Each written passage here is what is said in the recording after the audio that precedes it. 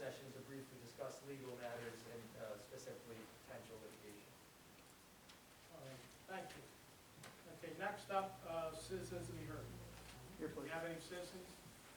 Just a minute, we're going to have you come up and give your name and address. We'd like to limit to 4 minutes, and hopefully not too repetitive. So, show of hands of how many we have. Come on. Keep drop your pen if you want. We'll get to everyone, no problem. Hi, my name is Marianne D'Amico. I live at 302 Jacqueline Drive, where the proposed road is supposed to be extended from Willow Road up to build the development. I have a couple questions. One is, there was a traffic study that was done in November, and I'm questioning whether that really is valid because of COVID. And I would also like to know if someone actually physically came to do the traffic study, or is it algorithmic in nature? This has to do with the development that's going in. Correct. Any and all those questions can and will be answered during the hearing. Now isn't the time to conduct it. So if you wanted to ask those questions during the hearing, we'll be more than happy to answer it. Fine. And I promise to give you time to ask the question, okay? That's where you'll get a professional answer. Okay. All right, anybody else? Come on up.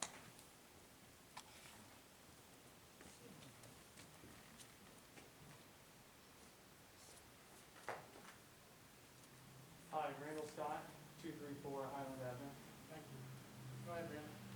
So my name is Randall Scott, and I am a member of the Downingtown Community Focus Project.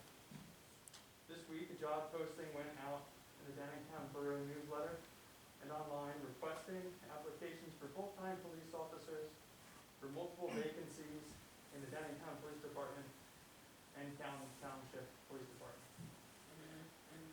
On February 23rd, 2020, just over a year ago, Ahmaud Arbery was shot and killed by a retired Georgia police officer and his son. The killing was covered up for months by local police and other agencies. Ahmaud Arbery's murder and the murder of George Floyd, Breonna Taylor, and many others sparked a reckoning last summer. People across the country stood up to demand that the racist system of policing in the United States be changed from the ground up. Downingtown residents were in the streets last summer, demanding change as well. And now, 1 year out from this uprising, the Downingtown Community Focus Project demands that the Borough Council cease the hiring of police officers and use that money to instead support people's needs for non-armed crisis responders, social workers, and mental health professionals. Article 1 of Part 1 of the Downingtown Borough Codes state that the Borough Council can determine the number of persons to serve as lieutenants, sergeants, and patrol officers in the Downingtown Police Department. We demand that the council exercise that power and cease hiring new officers for vacant positions and instead fund the programs that the people truly need. Thank you. Anything else? All right, thank you very much. Anybody else would like to put on? All right, thank you very much, citizens. Next, 523 West Pennsylvania Avenue fence. We have, I thought I recognized you guys. I know you were there. How are you guys? Name and address. Okay, just give we have a picture of the house here. So just roughly what you're trying to do is you want to put a fence across the front, correct? Yeah, we want to replace the hedge. The hedge with the short fence. yeah. How high? 36 inches. So 36 inches. What's the code say? The front house is 30 or 36? They're allowed to do 36. Huh? They're allowed to do 36. There you go. You're allowed to do 36. Okay, it'll actually be a little lower because the grade is a little bit lower. You're allowed by code to do it, so we really don't need our approval. Oh, it's that on the, Pardon? it's that on the website, we did. With her. No, with that, it's okay, I'm sorry. With that. But anyway, we don't do it. Anybody have any questions on the fence? It was not in front of the store district, right? No, No, it's right on West Pennsylvania, they keep a beautiful property. Yeah. Yeah, so, anybody have questions? Okay, motion to approve, 523 West Pennsylvania Avenue. Motion is second, any questions? No, I thought I was seconding, I'm not. Sorry. We always have a trouble with it. Okay, all in favor? Thank you, guys, good to see you, thanks for coming in. Were you nervous? We tried to make you scared. Huh? A little bit. Thank you. Thank you. All right, Max, you want to take over? Sure. Oh, no, wait, we have something before we forget, let me do some housekeeping. All right, guys, I have a little housekeeping to do. Let's do the borough signatures motion to adopt. We want to put Angela's, Howard's name on that, Steve, is that correct? Correct, there is a resolution in your package, I believe, that outlines the current and proposed signature. We need a motion to approve resolution 2021-02, and her name's on it, correct? Yes. Can I have a motion? Motion to approve resolution 2021-02. Second? Questions? All right, thank you very much. Oh, all in favor? Thank you. Next one is civil service. I'd like to have a motion to appoint Will Lowry Jr. to the Civil Service Commission. Good outstanding citizen, lives on Pennsylvania, lived on William Street for years. Can I have a motion to approve? So moved. Second? Okay. Motion second, questions? I didn't, I wasn't back on. Is there revenue? No. No, we went through, he really didn't do it as a team. Do we know the other applicants? He's been wanting to get on the committee for years, he's a great guy, great guy. So motion is second? I mean, all in favor? Okay, motion carries. Chief? He's out to the whole, so you can have him now. All right, next we'll, I guess we'll go to the meat and potatoes of the meeting. Okay, thank you, Mr. President. Yes, sir. Good evening all. Tonight is a continuation of a hearing of the Downtown Borough Council on a conditional use application of Francis Taraschi, numbered as conditional use application 2021-001. On February 3rd of this year, Borough Council formally opened this hearing and then promptly continued it to this evening to ensure that all property owners were afforded notice of the hearing in accordance with the borough zoning ordinance. No evidence or public comment was presented on the evening of February 3rd. Since February 3rd, written notice of tonight's hearing was sent to those surrounding property owners as required by the borough zoning ordinance. The property subject to this hearing is located along Prospect Avenue and bears the following UPI parcel numbers: 11-11-105, 11-11-105.1,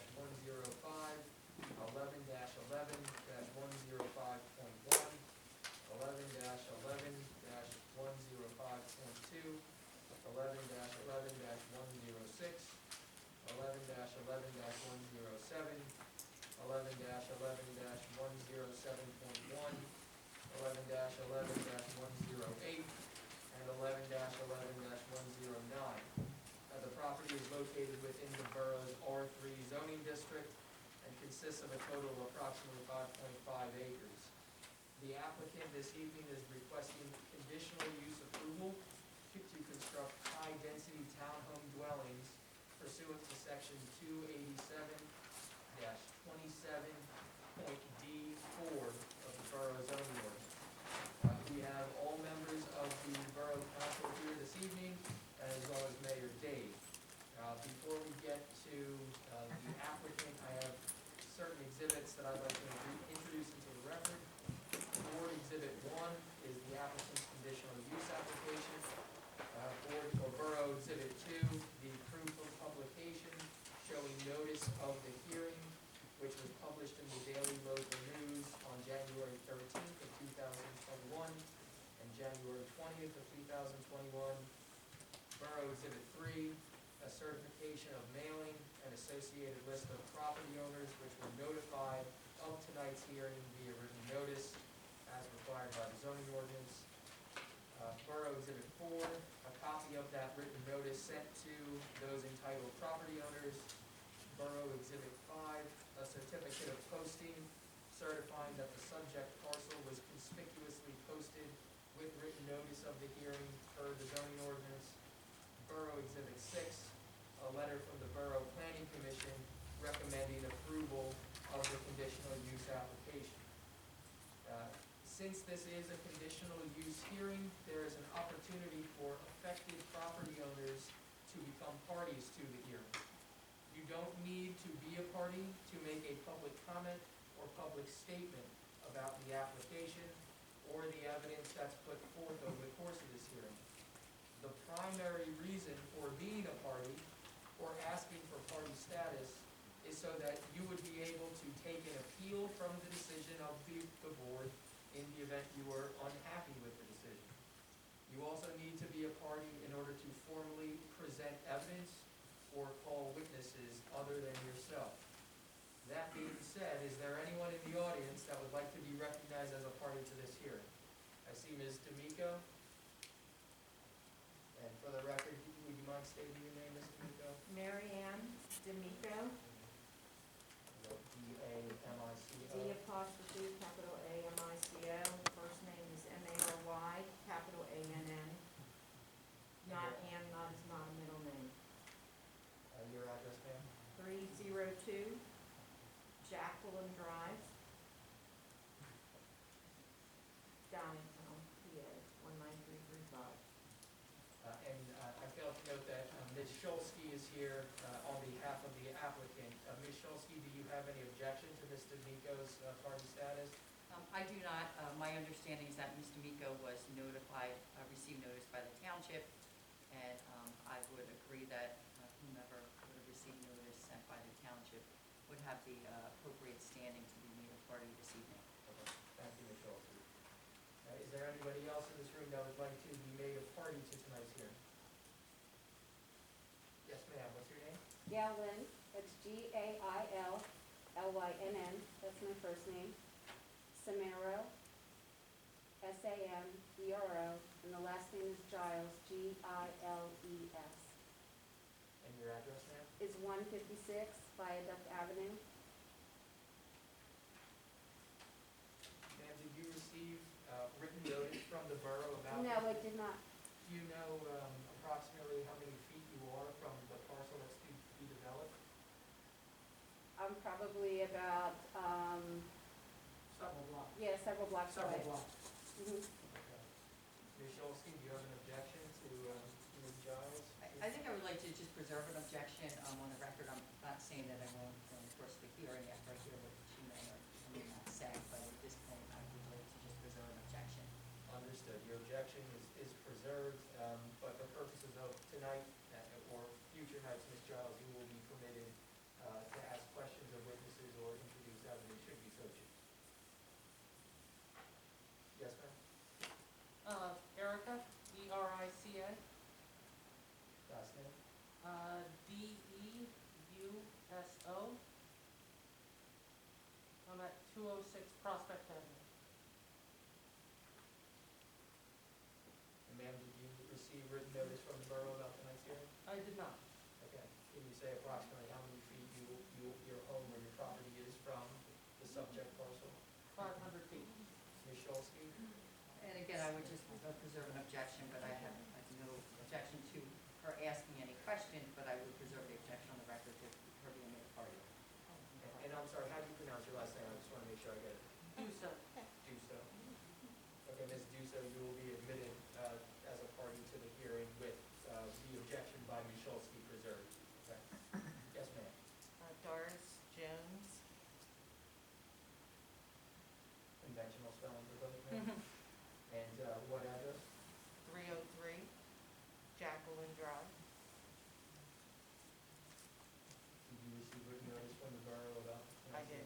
Okay, Ms. Shulsky? I have no objection. Yes, sir.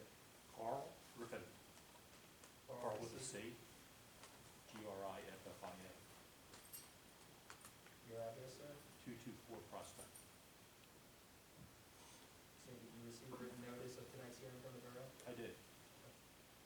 No objection. Yes. Ryan Hanford, RyanHandForth.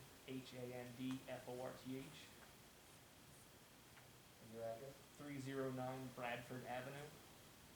Did you receive written notice of tonight's hearing? I did not. Do you know approximately how many feet your property is from 700 feet, 100. Michelle Street? Again, I would preserve the objection, but as I stated before, I don't have any problem with anyone in the audience asking us any questions from the course of our testimony. I apologize for belaboring this, I just want to make sure we keep a clean record of everything. Anybody else? Yes. Elizabeth Klum, You want to spell your name now? KLUM as in Mary, PP. Have you received your address? 304 Jacqueline Drive, and yes, I received written notice. I see no objection. No objection. Yes, ma'am. Melody Sampson, Can you spell your name, please? N-E-L-L-I-Sampson, S-A-M-P-O-N, And your address, ma'am? 219 Talucci Drive, I'm sorry, 219 what, ma'am? Talucci. Talucci. And did you receive Yes. notice? Okay. No objection. Is there anybody else in the room that would like to be admitted as a party to this hearing? Seeing no other interested parties, I will turn the hearing over to the applicant and specifically Ms. Schultz on behalf of the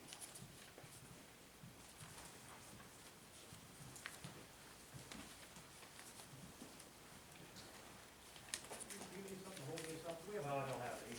we have it somewhere, don't we, Steve, in the other room? Yeah. Jackie, can you get it? I'll get you one.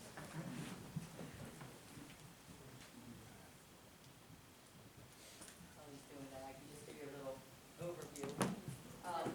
Good evening again. For the record, my name's Deborah Schultz. I'm with the firm of Riley, Riker, Holland, Greco, here on behalf of the applicant owner, Francis Taraschi, who is also with me here this evening. Looks like he's going to be banner white for the night. Also with me this evening, and as we go through the testimony, they'll come up and they'll officially be sworn in, is our site designer, Andy Epperline, and somewhere in the audience is our traffic consultant, Frank Cavani. And as the solicitor indicated in his very thorough summary of the application, we're here tonight seeking your review of a conditional use application to permit a high-density townhouse development. There's quite a bit of history to this property, and I don't want to steal my client's thunder because I know he wants to get into all that during the course of his testimony. So I'm going to let him summarize that when we get to that point. I did want to just kind of briefly remind council of the standard for conditional use, and I know that you're a very sophisticated board. I know you've heard a number of these applications over the years, and I know you're very familiar with what a conditional use is.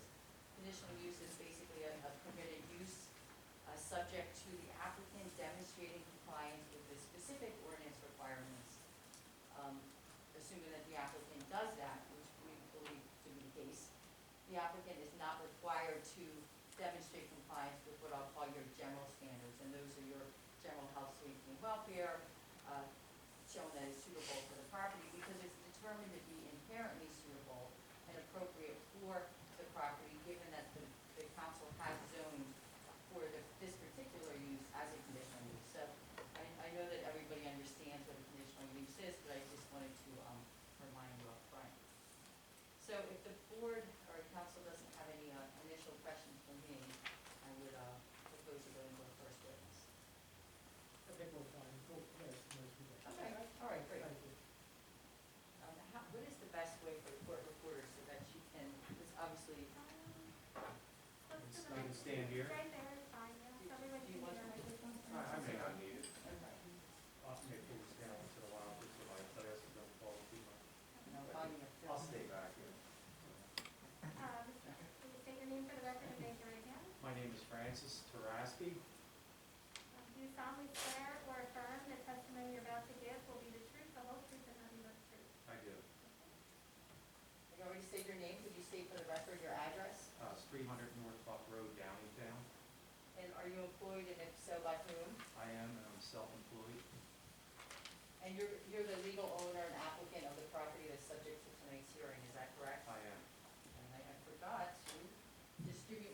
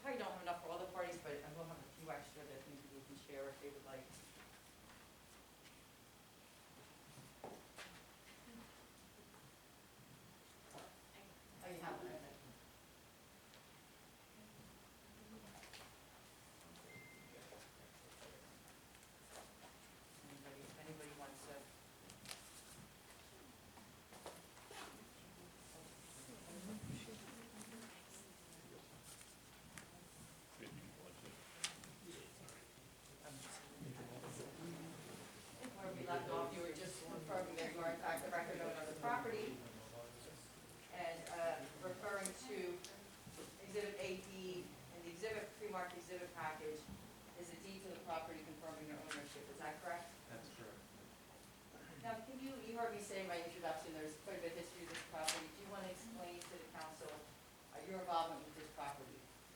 Sure. So, I'm going to give a little bit about myself, for those of you who don't know who I am. I think you heard. I'm Francis Taraschi. I'm a lifelong citizen of the downtown community, born and raised in Johnsontown. I've been involved in the community for over 50 years.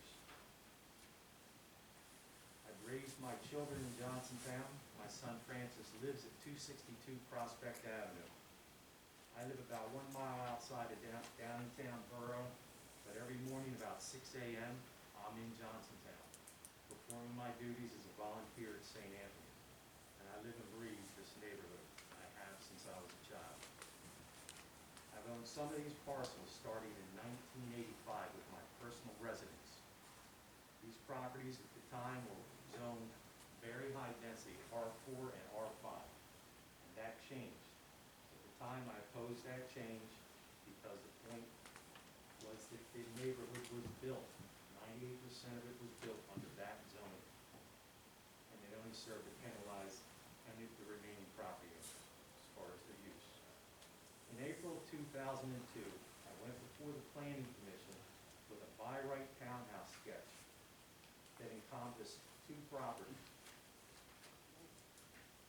which extended Talucci Drive to a cul-de-sac. And then there was an intersecting street that came up and then emptied onto the one-way section of Prospect. I was urged by the Planning Commission and staff to consider pursuing a nicer approach to the project, something that would increase property values and help with a revitalization effort in the neighborhood. We basically didn't want to wind up with more of the same with the outdated zoning. This became, for me, a stop frame moment. Do I ignore the recommendations and push forward with that plan, or do I pursue the challenge of doing something very special in this neighborhood? So begins my 20-year journey. I begin investing additional resources and time into Prospect to create a redevelopment, revitalization effort for my neighborhood. I first approached Mrs. Proctor about her property at 272 Prospect Avenue. This would allow Willow Street to extend up into the new neighborhood and new proposed street system. At the time, she wasn't ready to sell. And then the housing market went down. She called me several years later in 2007. She wanted to sell, but she wanted a new house, something she didn't have to work on. So I agreed to build her a brand new house, which I did, and moved her into that house. And we were able to acquire that property that would allow that extension to take place. Then the bottom fell out in 2008, and everything was on hold. In 2018, I came in ready to go with this project. The review was unfavorable. We had a couple of dead-end streets. I was urged to acquire the last property on the block so that we could have better connectivity with the new streets and the existing streets, and it would lay out better in that complete compass of the property. Now that we had everything, we could start all over and do a nice plan. Okay, so then I come back in 2019 with a plan to remove all 6 existing homes and build 79 new townhouse units. After receiving review by the Planning Commission, borough engineers, staff, and the community, I was told 60 units, 60 net units. This was quite a setback, especially after putting the effort and resources into acquiring the last property. I went back to the drawing board again, then came back with the plan that we have now. The plan was presented to the Planning Commission. It was recommended that we proceed with an overlay zoning for the project, which we did. John prepared the overlay zoning, and we went before the Planning Commission to start the review process of the overlay zoning. At that meeting, the Planning Commission decided they would prefer to proceed with the conditional use zoning change. restart the process of the zoning change of conditional use. And that brings us to where we are today. As you can see, this project has taken a great deal of effort and perseverance, not only by me, but by the borough planners, engineers, and staff. This project has received a substantial amount of input, review, design, and redesign. We have remained strongly committed through the years to the Johnsontown section of the borough, with the idea that this project will add to the welcoming character and dynamics of this community. We all know that we have a rare opportunity to make this a reality.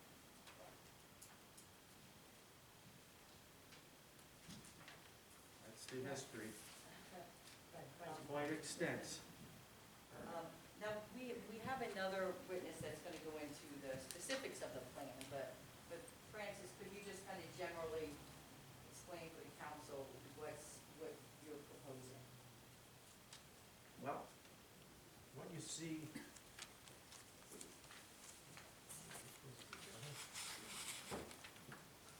Okay, so this is the neighborhood as it stands right now.